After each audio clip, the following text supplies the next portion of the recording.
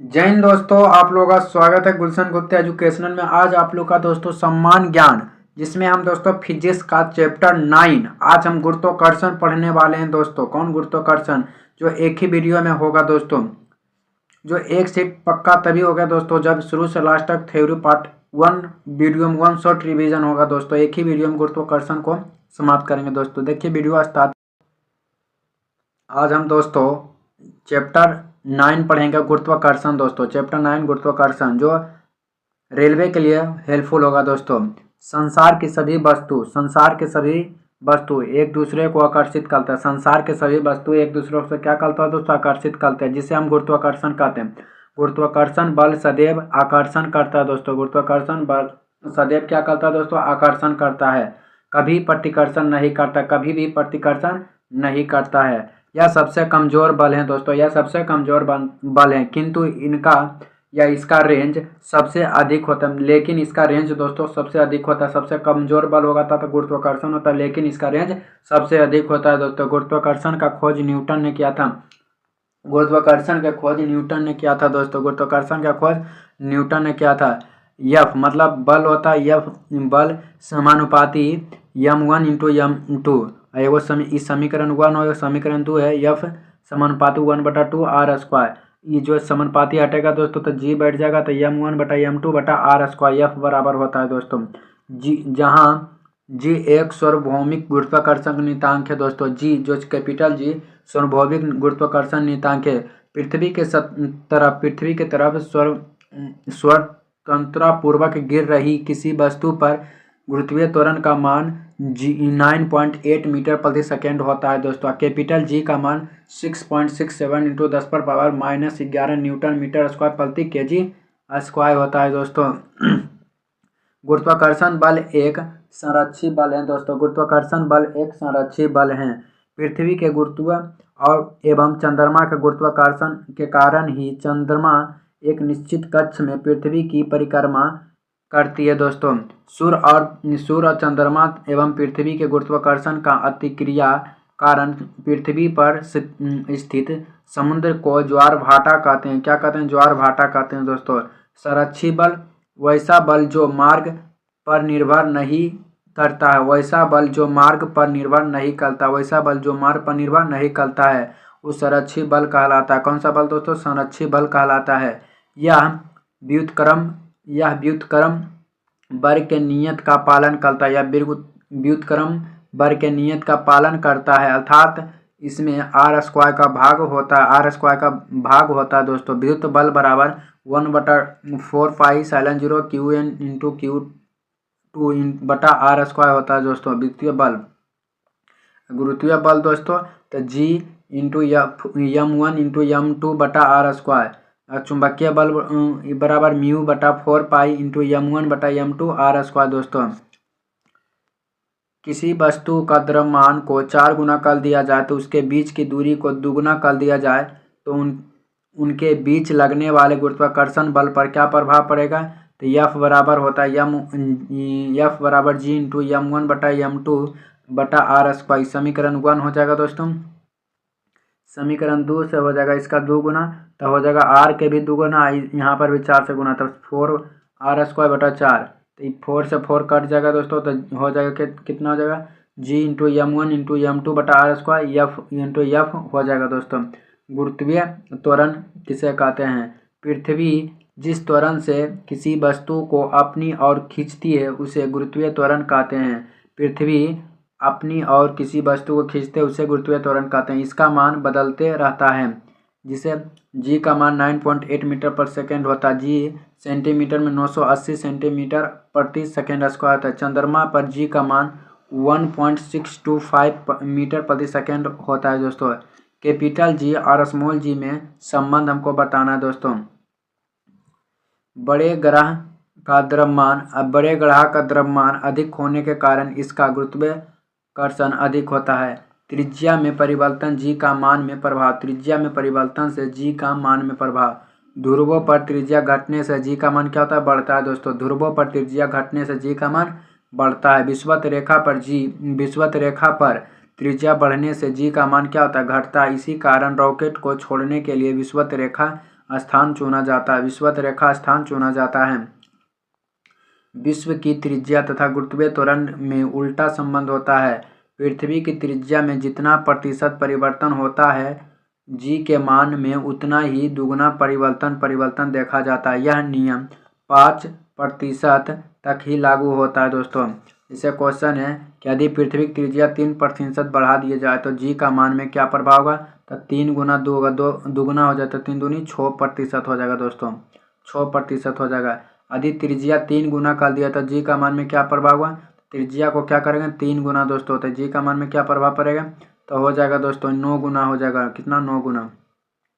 अब घूर्णन गति पर जी का मान दोस्तों, ध्रुव पर के मान पर घूर्णन गति पर कोई प्रभाव नहीं पड़ता है।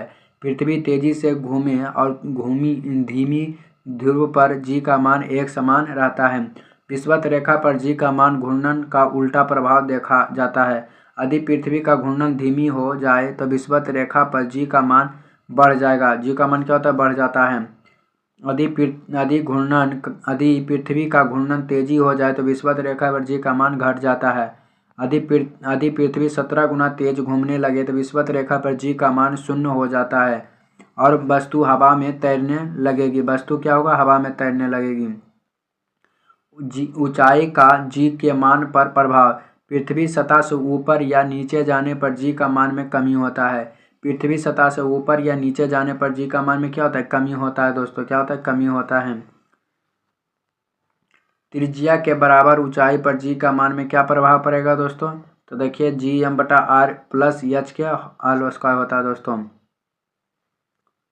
यह एक न्यूमेरिकल है दोस्तों, इसको बनाते हैं। किसी ऊंचाई पर जाने पर जी का मान चौथाई रह जाता है तो पृथ्वी की त्रिज्या कितना हो जाएगा, 6400 किलोमीटर। तो चौथाई मतलब कितना हो जाएगा दोस्तों, यह फार्मूला है, यह फार्मूला को बैठा देंगे तो h बराबर 6400 हो जाएगा। एगो रिमार्क है, पृथ्वी के केंद्र तथा अंतरिक्ष में जी का मान 0 होता है। पृथ्वी के केंद्र और अंतरिक्ष में जी का मान 0 होता है, जबकि चंद्रमा पर जी का मान पृथ्वी का 1/6 हो जाता है। क्या होता है, 1/6। कक्षीय चाल वह न्यूनतम चाल जिसे प्राप्त कर कोई उपग्रह किसी ग्रह का एक चक्कर पूरा करे कक्षीय चाल कहलाता है। यह द्रव्यमान पर निर्भर नहीं करता है दोस्तों, द्रव्यमान पर निर्भर नहीं करता। कक्षीय चाल में ग्रहों की त्रिज्या बढ़ने से उसकी चाल बढ़ जाती है। पृथ्वी के समीप चक्कर लगा उपग्रह कक्षीय चाल 8 किलोमीटर प्रति सेकंड होता है। प्लेन वेग दोस्तों, वह वेग जो गुरुत्वीय सीमा को छोड़कर हमेशा के लिए चला जाए उसे प्लेन वेग कहलाते हैं दोस्तों, प्लेन वेग कहलाते हैं। प्लेन वेग द्रव्यमान पर निर्भर नहीं करता है। ग्रह के त्रिज्या बढ़ने से प्लेन वेग क्या होता है, बढ़ जाता है। पृथ्वी का प्लेन वेग 11.2 किलोमीटर प्रति सेकंड होता है। बृहस्पति का प्लेन वेग 59.5 किलोमीटर प्रति सेकंड होता है। चंद्रमा के 2.3 किलोमीटर प्रति सेकंड होता है। सूर्य का 615 किलोमीटर प्रति सेकंड होता है दोस्तों। चंद्रमा पर कम प्लेन वेग के कारण ही वहाँ का वायुमंडल चंद्रमा को छोड़कर चला गया। इसी कारण वहाँ ध्वनि उत्पन्न तो होगी किंतु सुनाई नहीं देगी। चंद्रमा पर कम गुरुत्वाकर्षण के कारण चंद्रमा पर उतरने वाले व्यक्ति अपने साथ भारी वजन लिए रहते हैं। प्लेन वेग और कक्षीय वेग में संबंध दोस्तों, प्लेन वेग में √2gr होता है। v बराबर 2gr बराबर इसको गुना करेंगे तो v बराबर तो हो जाएगा ve बराबर √v0। कृत्रिम उपग्रह मानव निर्मित ऐसा पिंड जो ग्रह का चक्कर लगाते हैं कृत्रिम उपग्रह कहलाते हैं। यह 2 प्रकार के होते हैं दोस्तों। कृत्रिम उपग्रह कितने प्रकार के, 2 प्रकार के होते हैं। एगो ध्रुवीय होते हैं दोस्तों, एगो भू-स्थिर होते हैं। इसकी ऊंचाई 600 से 900 किलोमीटर होते हैं। इसका कक्षीय चाल 8 किलोमीटर प्रति सेकंड होता है। चक्कर लगाने में 84 मिनट लगाता है दोस्तों। इसका 36,000 किलोमीटर, इसका कक्षीय चाल 3.14 किलोमीटर प्रति सेकंड। इस समय 24 घंटा लगाता है दोस्तों। ग्रहों के गति संबंधित केपलर का नियम। प्रथम नियम, ग्रह सूर्य के चक्कर दीर्घवृत्तीय पथ पर लगाते हैं और सूर्य फोकस पर स्थित रहता है। सूर्य क्या फोकस पर स्थित रहता है दोस्तों। द्वितीय नियम, किसी भी ग्रह का क्षेत्रीय चाल समान होता है, अर्थात कोई भी ग्रह एक समान समय से समान क्षेत्रफल को तय करता है जिसके कारण जब वह सूर्य के करीब आता है तो उसका चाल क्या होता है, बढ़ जाता है दोस्तों। केपलर का द्वितीय नियम कोणीय संवेग संरक्षण के नियम पर आधारित है। तीसरा नियम किसी ग्रह के आवर्तकाल का वर्ग उसके अर्ध दीर्घ अक्ष के तृतीय घात के समानुपाती होता है। एक ग्रह के दीर्घवृत्तीय पथ का अक्ष 8 आवर्तकाल होता है दोस्तों। कितना होता है, 8 होता है। कोई भी उपग्रह दीर्घवृत्तीय पथ पर चक्कर लगाता है तो यदि यह प्रबलकार होगा तो पृथ्वी पर गिर जाएगा, तो अति प्रबलकार होने की अंतरिक्ष में गायब हो जाता है। क्या होता है, गायब हो जाता है। द्रव्यमान तथा भार में अंतर। द्रव्यमान द्रव्य के परिमाप को द्रव्यमान कहते हैं। द्रव्य के परिमाप को द्रव्यमान कहते हैं। यह इस बात की जानकारी देती है कि पदार्थ की कितने कणों से बने हैं, उसे द्रव्यमान कभी बदलना नहीं है। द्रव्यमान एक अदिश राशि है, इसे केजी से मापते हैं। द्रव्यमान मापने के लिए कमीनीदार तुला का प्रयोग किया जाता है। किसी भी स्थान में जी का मान 0 होने पर भी द्रव्यमान का मान अपरिवर्तित रहता है। द्रव्यमान कहीं भी नहीं परिवर्तित होता। वेट माने भार, वह पृथ्वी के खिंचाव बल को बताता है। स्थान बदलने से भी भार बदलता है। भार सदिश राशि है, यह हमेशा नीचे की ओर कार्य करती है। भार को स्प्रिंग टूल द्वारा मापते हैं। भार का ऐसा मात्रक क्या होता है दोस्तों, न्यूटन होता है। भार बराबर mg होता है। 40 kg के एक वस्तु का भार ज्ञात कीजिए। तो 40 × 10 मतलब 400 न्यूटन। एक वस्तु का भार पृथ्वी पर 1800 न्यूटन, तो चंद्रमा पर इसका भार कितना, तो 1800 का 1/6 हो जाएगा, तो हो जाएगा 300 न्यूटन दोस्तों। कितना हो जाएगा, 300 न्यूटन। 90 kg द्रव्यमान वाले एक वस्तु चंद्रमा पर, इसका भार कितना हो जाएगा, तो हो जाएगा दोस्तों 90 kg है, तो हो जाएगा 6, इसको काटेंगे 15 न्यूटन, 150 न्यूटन हो जाएगा दोस्तों। उसी के बाद 300 है तो इसका हो जाएगा कितना, तो 300 हो जाएगा 1800 फैन, मतलब चंद्रमा पर एक वस्तु का भार 300 न्यूटन है, तो इसका द्रव्यमान कितना होगा, 300 से हमको भार है तो 1800 फैन भागा देंगे तो 300 आएगा दोस्तों। कितना आ जाएगा पृथ्वी पर तो 1800 होगा, तो पृथ्वी का भार कितना है, तो 1800 बराबर mg, तो m g का मान है 10, तो इससे ही कटेगा 180 kg आ जाएगा। पृथ्वी पर एक वस्तु का द्रव्यमान 50 kg, तो इसका चंद्रमा पर भार कितना हो जाएगा, तो हो जाएगा दोस्तों 50 kg इसका भार है, 50 × 500 हो जाएगा भार, और पृथ्वी के 1/6 तो 83.3 न्यूटन दोस्तों। पृथ्वी पर एक वस्तु का द्रव्यमान 90 kg, तो चंद्रमा पर भी इसका द्रव्यमान कितना हो जाएगा, 90 kg हो जाएगा दोस्तों। ध्रुवों पर जी का मान अधिक होता है, जिसके कारण से भार अधिक होगा। विषुवत रेखा पर जी का मान कम होता है, जिसके कारण से भार कम होगा, किंतु द्रव्यमान पर कोई प्रभाव नहीं पड़ेगा। किसी वस्तु का सर्वाधिक भार निर्वात में होता है, अर्थात एकदम उदित भार ज्ञात करने के लिए निर्वात होना चाहिए। सोना तौलते समय कांच के अंदर तौलते हैं। लिफ्ट में वस्तु का भार।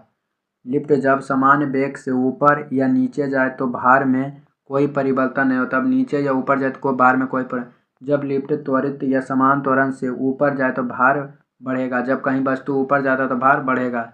जब लिफ्ट त्वरण या समान त्वरण से नीचे जाता तो भार क्या होगा, घटेगा। नीचे जाएगा तो भार घटेगा दोस्तों। ऊपर जाते समय या नीचे आते समय यदि रस्सी टूट जाए तो भार हीनता हो जाएगा दोस्तों, भार हीनता हो जाएगा। यदि लिफ्ट जी त्वरण से अधिक त्वरण से चाक नीचे उतरे तो लिफ्ट में रखी गई वस्तु छत से टकरा जाता है दोस्तों। छत से क्या होता है, टकरा जाता है। ये क्वेश्चन है दोस्तों, 200 kg की महिला का एक लिफ्ट भार क्या होगा जब लिफ्ट 5 मीटर प्रति सेकेंड के ऊपर जाए तथा 5 मीटर प्रति सेकेंड के नीचे आए। मतलब 5 से ऊपर जाए, 5 से नीचे आवे दोस्तों, तो हो जाएगा ऊपर 5 जाए, 5 से नीचे आवे तो 200 kg, तो जी ए, तो 5 × 10 हो जाएगा 15, मतलब 3000 हो जाएगा। इस ऊपर जाए नीचे जाए तो हो जाएगा 1000 न्यूटन हो जाएगा दोस्तों। एक लिफ्ट जो 6 मीटर प्रति सेकेंड के त्वरण से नीचे आ रहा है, उसमें 50 kg का एक व्यक्ति, उसका द्रव्यमान क्या हो जाएगा, तो इतना है 50 के, तो इसका द्रव्यमान चेंज नहीं होगा दोस्तों। देखिए दोस्तों, अगला चैप्टर हो सरल आवर्त गति है दोस्तों। वीडियो अच्छा लगा तो चैनल को सब्सक्राइब, वीडियो को शेयर करो। आप लोग का दिन शुभ हो। यह दोस्तों शॉर्ट रिवीजन हो जाएगा, क्योंकि शॉर्ट में बताएं दोस्तों, शॉर्ट रिवीजन हो। आप लोग का दिन शुभ हो।